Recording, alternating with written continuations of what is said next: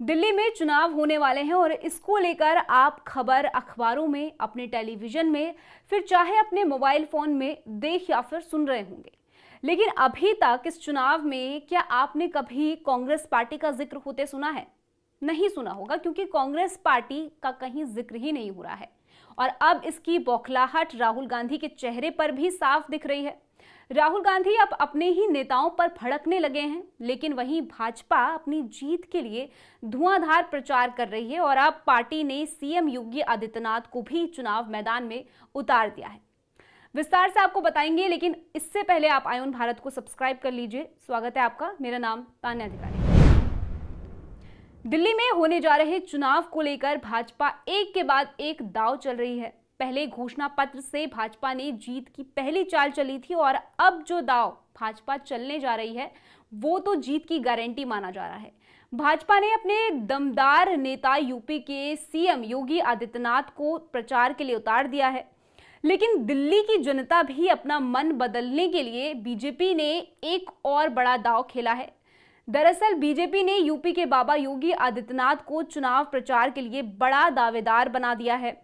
योगी आदित्यनाथ 23 जनवरी से दिल्ली में चुनावी रैली को संबोधित करेंगे। इस बार के दिल्ली चुनाव में उनकी ये पहली रैली होगी।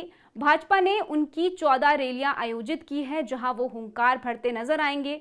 महाकुंभ के अपने बिजी शेड्यूल के बीच सीएम योगी आदित्यनाथ की रैली पर खास तौर से नजर बनी हुई है। सीएम योगी शाहदरा, किराड़ी, द्वारका, बिजवासन, पालम, राजेंद्र नगर और बाकी सीटों पर चुनाव रैली करेंगे। अब योगी की दिल्ली में एंट्री से जहां भाजपा के कार्यकर्ताओं में खुशी की लहर है, वहीं विपक्ष की टेंशन बढ़ गई है, क्योंकि पिछले साल महाराष्ट्र और हरियाणा विधानसभा चुनाव के नतीजों से सीएम योगी के महत्व को और बढ़ावा मिला है। दिल्ली में सीएम योगी की रैली की गणित के मायने क्या है, ये भी हम आपको समझाते हैं। इसके लिए आपको हरियाणा और महाराष्ट्र की चुनावी रैली को समझना होगा। सीएम योगी आदित्यनाथ ने हरियाणा की 14 विधानसभा सीटों पर प्रचार किया था। इसमें 9 सीटों पर भाजपा ने शानदार जीत हासिल की थी, यानी कि सक्सेस रेट 64% से भी ज्यादा ऊपर था। वहीं महाराष्ट्र विधानसभा में सीएम योगी ने 30 सीटों पर हुंकार भरी, जिसमें 22 सीटें भाजपा के नाम रही।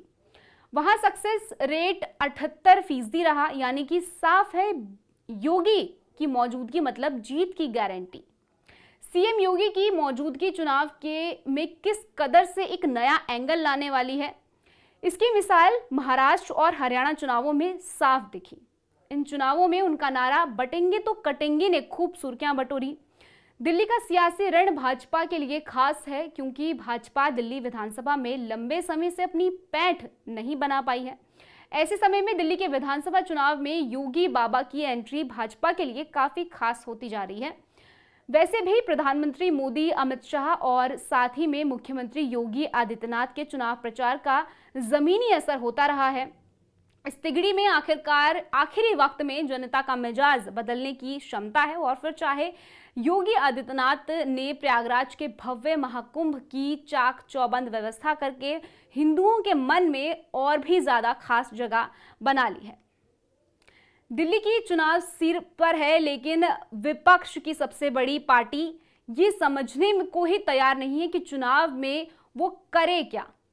मतदान होने में अब कुछ ही दिन का वक्त बाकी है, लेकिन राहुल गांधी अपने कार्यकर्ताओं के प्रचार प्रसार से ही खुश नजर नहीं आ रहे हैं। दरअसल राहुल गांधी चाहते हैं कि कांग्रेस दिल्ली में आक्रामक प्रचार करे और गंभीरता से चुनाव लड़ने की कोशिश करे, लेकिन दिल्ली में कांग्रेस का प्रचार प्रसार तेजी पकड़ नहीं पा रहा है। तो इसके बाद राहुल और प्रियंका गांधी ने अपने नेताओं के साथ बैठक की, जिसके बाद अब राहुल गांधी ने फैसला किया है कि वो खुद ही कांग्रेस के अस्तित्व की लड़ाई लड़ने वाले हैं। खबरें हैं कि राहुल गांधी जल्द ही दिल्ली की जनसभाएं करेंगे, लेकिन सोचने और समझने वाली बात यह है कि राहुल गांधी को अब उनकी, जबकि चुनाव सिर पर है, चुनाव नजदीक है, तो उन्हें दिल्ली की याद आ रही है, क्योंकि इससे पहले तो राहुल जी को विदेश में घूमने से फुर्सत नहीं मिल रही थी।